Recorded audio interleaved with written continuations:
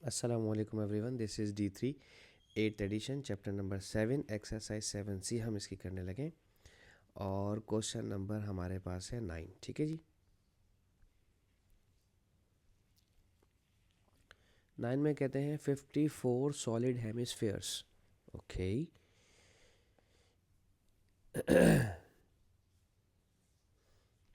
54 solid hemispheres each of diameter 2 centimetre are melted to form a single sphere, find the radius of the sphere. कोई problem नहीं है यार, जाहिर सी बात है, इन्होंने अगर मेल्ट किया है तो मेल्ट करने के बाद तो वॉल्यूम निकला होगा ना। ठीक है ना, बहुत सारों को एक साथ पिघला दिया होगा तो वॉल्यूम बन गया होगा।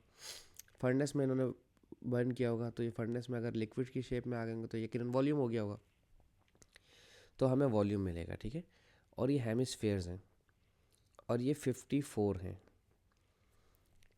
अगर मेरे पास स्फेयर होता तो स्फेयर का जो वॉल्यूम होता वो होता 4/3 पाई आर क्यूब। लेकिन ये हेमिस्फेयर है, हेमिस्फेयर इस वैल्यू का आधा होता है तो वो होता है 2/3 पाई आर क्यूब। मुझे पहले अभी मालूम करना है कि जो मेरे पास 54 हेमिस्फेयर हैं उनका वॉल्यूम क्या है। ठीक है, तो 54 हेमिस्फेयर, हेमिस्फेयर की जगह उसका वॉल्यूम का फॉर्मूला लिखेंगे विच इज़ 2/3 पाई, और रेडियस उसका, डायामीटर अगर 2 दिया हुआ है तो रेडियस उसका 1 हो जाएगा। ठीक है, क्योंकि डायामीटर का हाफ फर लेना होता है और रेडियस की नहीं। ठीक है, 1 का क्यूब, तो ये हो जाएगा 1 का क्यूब तो 1 होता है। 3 को इससे कैंसिल करूँ अगर मैं, 5 और 4 9 बिल्कुल हो रहा है। 3 1 ज़ा 3, 3 8 ज़ा 24, 18 2 ज़ा 36 पाई। ठीक है, ये आ गया वॉल्यूम। अब इसी से आपने इतने ही वॉल्यूम से आपने एक सिंगल स्फीयर बनाया है। तो अगर मैं वॉल्यूम ऑफ स्फीयर लिखता हूँ वो होता है 4/3 पाई आर क्यूब। तो आप इसी वाले वॉल्यूम से ये बनाएंगे तो इस वाले वॉल्यूम को 36 पाई को यहाँ लिखें is equals to 4/3 pi r cube. चूँकि आपको रेडियस मालूम करना है, पाई तो पाई से कैंसिल हो जाएगा, 36 मल्टीप्लाई बाय 3 इधर आ जाएगा और 4 इधर नीचे आ जाएगा। ठीक है, मैंने ट्रांसपोजिशन किए, जो 3 डिवाइड कर रहा था वो यहाँ आकर मल्टीप्लाई करेगा और जो 4 मल्टीप्लाई कर रहा है वो यहाँ पर आकर डिवाइड करेगा।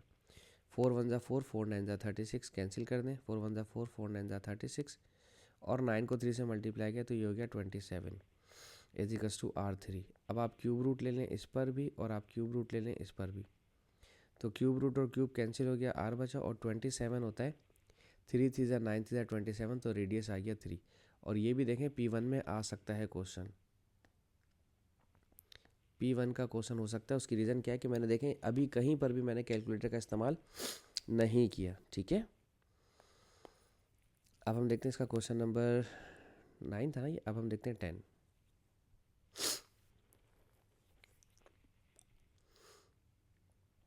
10 में क्या बात हो रही है?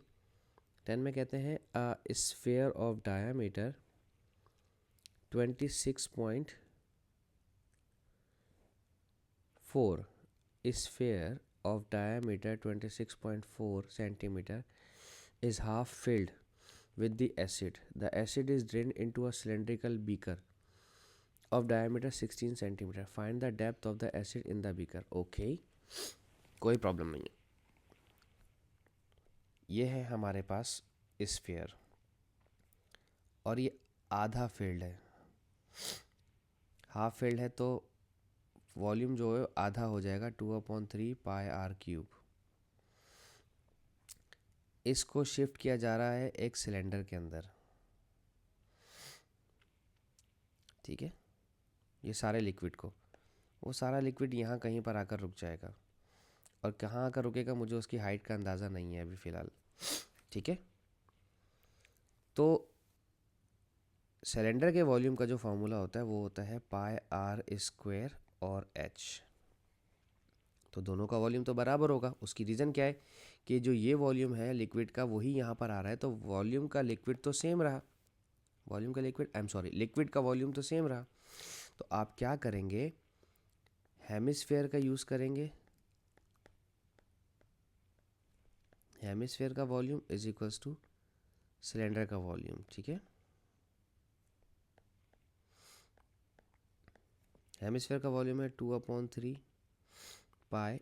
अच्छा, इसका जो डायामीटर है 26.4, उसका रेडियस आप लेंगे तो वो हो जाएगा 26.4 डिवाइडेड बाई 2, और इस पर आएगा क्यूब, क्योंकि डायमीटर का आधा करना है। और सिलेंडर का जो फार्मूला होता है वो होता है पाई आर।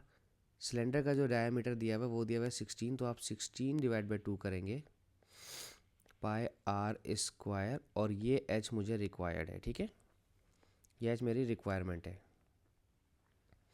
अच्छा जी, पाई को पाई से कैंसिल कर दें, और 2/3 26.4 डिवाइडेड बाई 2, और इसका अगर क्यूब लेता हूँ तो बहुत बड़ी वैल्यू आ रही है। ओके, तो अब डायरेक्ट इसका मतलब अपने कैलकुलेटर में सॉल्व करूँ पूरी चीज़ को, और वो कैसे करेंगे मैं बताता हूँ आपको। 26.2 1 ज़ा 2, 2 3 ज़ा 6, 2 2 ज़ा 4, ये आ गया इसका क्यूब, और 2 1 ज़ा 2, 2 8 ज़ा 16, 8 8 ज़ा 64, 64 और एच, ठीक है। तो 2 मल्टीप्लाई बाय 13.2 का क्यूब, और वो जो 64 वहाँ लिखा है वो यहाँ नीचे आ जाएगा और 3 से मल्टीप्लाई होगा, ठीक है। बिल्कुल अपने कैलकुलेटर में सेम ऐसे ही टाइप कीजिए पूरा फ्रैक्शन, 2 टाइम्स ऑफ 13.2 और cube divided by 3 times of 64, तो ये आ रहा है 23.958, तो ये 24 हो जाएगा, ठीक है। 24.0 round off to 3 significance figure, ठीक है। ये हमारी हाइट आएगी, ठीक है। अगर आप यहीं पर इन्हें सॉल्व कर देंगे ना क्यूब, तो आपका बड़ा डेसिमल्स में कोई बहुत बड़ी सी वैल्यू आ रही है और मैं उसे छेड़ना नहीं चाह रहा था, ठीक है, मैंने इसीलिए इस तरह से किया है। अच्छा, अब हम इसका नेक्स्ट क्वेश्चन देखते हैं।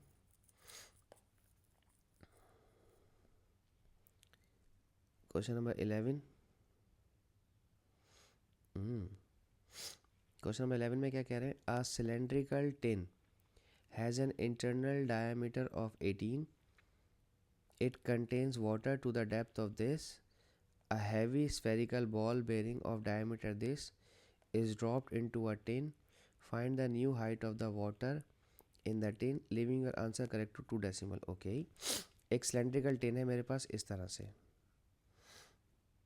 ठीक है जी, और उसका डायमीटर 18 है, तो इसका मतलब रेडियस उसका मैं 9 लूँगा, ठीक है। It contains a water to the depth of 13.2 centimetre, यानी कि जो इसकी हाइट है वो 13.2 है।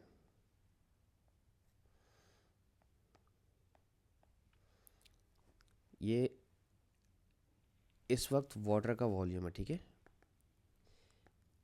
अभी जो वाटर का वॉल्यूम है वो है 4/3 नहीं, pi r square h, pi r square और एच, ठीक है। पाई की वैल्यू 3.14, रेडियस है 9, 9 का स्क्वायर, और इस वक्त फ़िलहाल हाइट है 13.2, 3.14 टाइम्स 9 का स्क्वायर टाइम्स 13.2।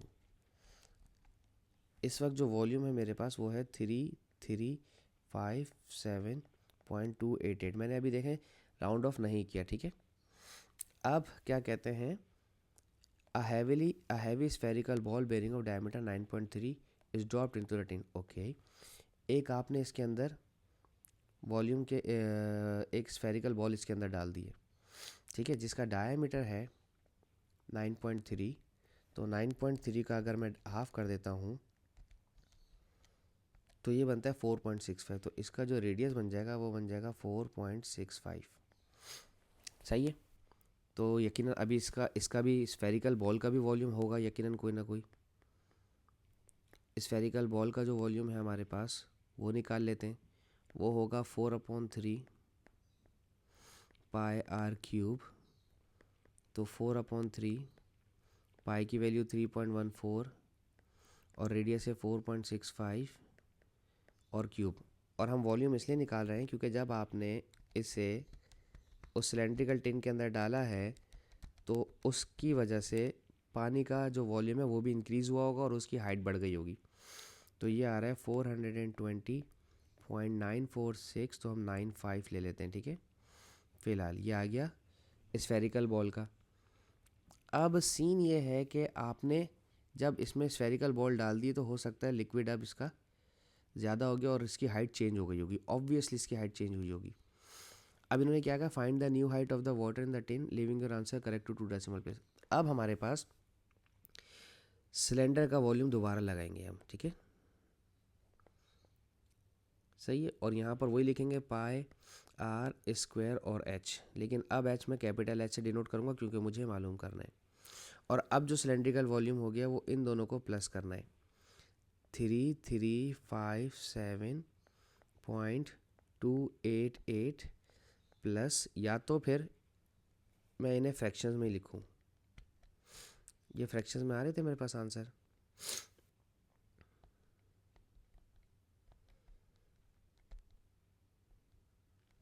नहीं फ्रैक्शन में नहीं थे। 420.95, दोनों के पास पाए तो था, छोड़ दो। पाए की वैल्यू 3.14 और रेडियस सिलेंडर का इस्तेमाल करेंगे, 9 का स्क्वायर और ये कैपिटल एच, ठीक है। पहले इन वैल्यूज़ को प्लस कर लें, 3357.288 प्लस 420.95, ये आ रहा है 3778.238 और इन दोनों को वहाँ भेज दें, डिवाइड करवा दें। 3.14 टाइम्स 9 का whole square is equals to H, तो डिवाइडेड बाय, अच्छा नहीं पूरी वैल्यू टाइप कीजिएगा, 3378.238, ठीक है, वरना आप गलत कर देंगे। मल्टीप्लाई बाय 9, ये देखें मल्टीप्लाई में गलत कर देंगे आप, ये आ रहा है 14.855, 14.85 एंड 5, तो 3 सिग्निफिकेंस में आंसर देना है तो ये 14.6 हो जाएगा, क्योंकि 5 इस 8 को 9 कर देगा, तो हम लिखेंगे 14.86। नहीं रुको, करेक्ट टू 2 डेसिमल प्लेस बोला उन्होंने आंसर, 3 सिग्निफिकेंस नहीं कहा, तो ये 14.86 हो जाएगा टू 2 डेसिमल प्लेस। इस दफ़ा उन्होंने खुद कहा कि 2 डेसिमल प्लेस, वरना मैं 3 सिग्निफिकेंस में ही आंसर इसका देने लगा था, ठीक है जी। बात समझ आई यहाँ पर? होप सो आपको मैं समझाने में कामयाब रहा हूँ। Thank you so much for watching my channel. अल्लाह हाफिज़।